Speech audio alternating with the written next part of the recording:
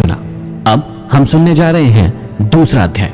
दूसरे अध्याय की शुरुआत में ही श्री चाणक्य कहते हैं कि झूठ बोलना, उतावलापन दिखाना, छल कपट, मूर्खता, अत्यधिक लालच करना, अशुद्धता और दयनीयता, ये सभी प्रकार के दोष स्त्रियों में स्वाभाविक रूप से मिलते हैं। स्त्रियों के विषय में चाणक्य की उपयुक्त धारणा का कारण क्या रहा था यह कहना तो कठिन है, परंतु सभी स्त्रियों में ये स्वाभाविक दुर्गुण हो यह संभव नहीं है। चाणक्य के काल में स्त्री शिक्षा का निश्चित रूप से अकाल रहा होगा। इसी आधार पर चाणक्य ने स्त्री को मूर्ख, लालची, अशुद्ध, झूठी, छली आदि कहा होगा।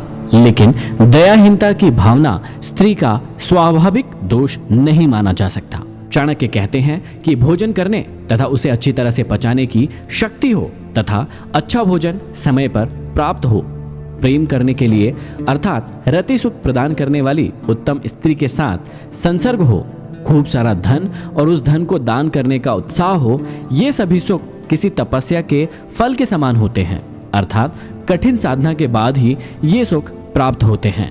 आगे कहते हैं कि जिसका पुत्र आज्ञाकारी हो, स्त्री उसके अनुसार चलने वाली हो, अर्थात पतिव्रता हो, जो अपने पास धन से संतुष्ट रहता हो, उसका स्वर्ग यहीं पर है।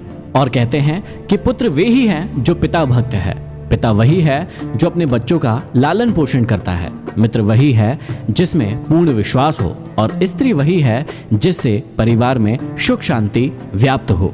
जो मित्र प्रत्यक्ष रूप से मधुर वचन बोलता हो और पीठ पीछे अर्थात अप्रत्यक्ष रूप से आपके सारे कार्यों में रोड़ा अटकाता हो, ऐसे मित्रों को उस घड़े के समान त्याग देना चाहिए जिसके भीतर विष भरा हो और ऊपर मुंह के पास दूध भरा हो।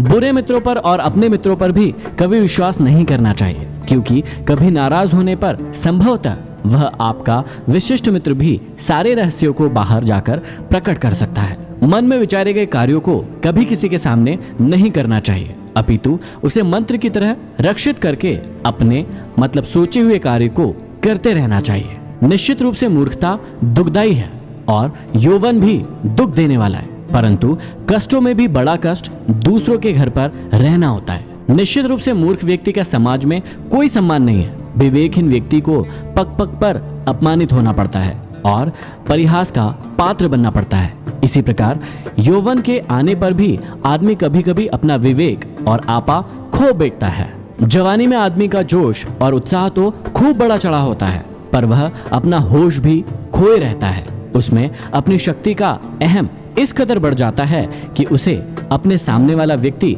तुच्छ दिखाई देने लगता है। चाणक्य का कहना है कि किसी को विवशता में जब दूसरे के घर पर निर्भर रहना पड़े तो उसका अपना वर्चस्व समाप्त हो जाता है, उसे दूसरों की कृपा पर निर्भर रहना पड़ता है, उसकी स्वाधीनता नष्ट हो जाती है और यही उसके दुखों का सबसे बड़ा कारण होता है। आगे चाणक्य कहते हैं कि हर एक पर्वत में मणि नहीं होती है और हर एक हाथी में मुक्तामणि नहीं होती है। साधु लोग सभी जगह नहीं मिलते और हर एक वन में चंदन के वृक्ष नहीं होते हैं। यहाँ हमें समझाते हुए कह रहे हैं कि अच्छी चीजें सभी जगह प्राप्त नहीं होती। पर्वत श्रृंखलाओं के मध्य खनिज पदार्थ भरे पड़े हैं, उनमें हीरे जवाहरातों की खदानें भी है, परंतु सभी पर्वतों में ये प्राप्त नहीं होते हैं। विशेष गुण वाली वस्तुओं को विशिष्ट स्थानों में ही खोजना पड़ता है। बुद्धिमान लोगों का कर्तव्य होता है कि वे अपनी संतान को अच्छे कार्य व्यापार में लगाए, क्योंकि नीति के जानकार व सद्व्यवहार वाले व्यक्ति ही कुल में सम्मानित होते हैं। चाणक्य कहते हैं कि जो माता पिता अपने बच्चों को नहीं पढ़ाते हैं वे उनके शत्रु होते हैं।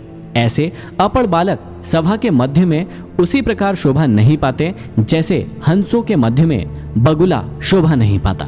अत्यधिक लाड़ प्यार से पुत्र और शिष्य गुणहीन हो जाते हैं और ताड़ना से गुणी हो जाते हैं। भाव यही है कि शिष्य और पुत्र को यदि ताड़ना का भय रहेगा तो वे कभी भी गलत मार्ग पर नहीं जाएंगे। आचार्य चाणक्य कहते हैं कि एक श्लोक, आधा श्लोक, श्लोक का एक चरण, उसका आधा अथवा एक अक्षर ही सही या आधा अक्षर प्रतिदिन जरूर पढ़ना चाहिए। कहने का अर्थ है कि शिक्षा से ही लोक व्यवहार का रहस्य प्रकट होता है, इसलिए हमें हमेशा पढ़ते रहना चाहिए। स्त्री का वियोग अपने लोगों से अनाचार, कर्ज का बंधन, दुष्ट राजा की सेवा, दरिद्रता और अपने प्रतिकूल सभा, ये सभी अग्नि न होते हुए भी शरीर को जलाकर राख कर देते हैं। नदी के किनारे खड़े वृक्ष दूसरों के घर गई स्त्री, मंत्री के बिना राजा शीघ्र ही नष्ट हो जाते हैं। इसमें कोई भी संशय नहीं करना चाहिए। आगे चाणक्य कहते हैं कि ब्राह्मणों का बल विद्या है, राजाओं का बल उनकी सेना है, वैश्यों का बल उनका धन है और शूद्रों का बल छोटा बनकर रहना अर्थात सेवा कर्म करते रहना है। आपको इन बातों का भी ध्यान रखना चाहिए कि वैश्या निर्धन मनुष्य को, प्रजा पराजित राजा को, पक्षी फल रहित वृक्ष को व अतिथि उस घर को जिसमें वे आमंत्रित किए जाते हैं को भोजन करने के पश्चात छोड़ देते हैं। ब्राह्मण दक्षिणा ग्रहण करके यजमान को, शिक्षक विद्या अध्ययन करने के उपरांत अपने गुरु को और हिरण जले हुए वन को त्याग देते हैं। इस श्लोक में चाणक्य ने कहा है कि किसी प्रयोजन के लिए यदि कोई व्यक्ति किसी के पास जाता है तो उसे कार्य पूरा होते ही वह स्थान छोड़ देना चाहिए।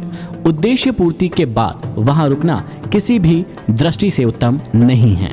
बुरा आचरण अर्थात दुराचारी के साथ रहने से, पाप दृष्टि रखने वालों का साथ करने से अर्थात अशुद्ध स्थान पर रहने वालों से मित्रता करने वाला शीघ्र ही नष्ट हो जाता है। बुरी संगत का सदैव बुरा असर पड़ता है। यहाँ चाणक्य ने इसी और ध्यान खींचा है। चाणक्य समझाते हैं कि मित्रता हमेशा बराबर वालों में ही शोभा पाती है।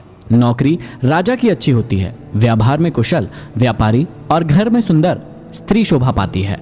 मित्रता कभी भी दो स्तर वालों में सफल नहीं होती है। एक सा स्वभाव, एक समान समाज में जीवन स्तर, एक से कर्म दो व्यक्तियों के बीच में मित्रता के आधार हो सकते हैं। नौकरी हमेशा सरकारी अच्छी होती है क्योंकि इसमें स्थायित्व होता है। जो व्यापारी चतुर और व्यवहार कुशल होता है वह इस समाज में सम्मान का पात्र होता है और सुंदर स्त्री घर में ही शोभनीय होती है। ये आप सुन रहे थे चाणक्य नीति का दूसरा अध्याय।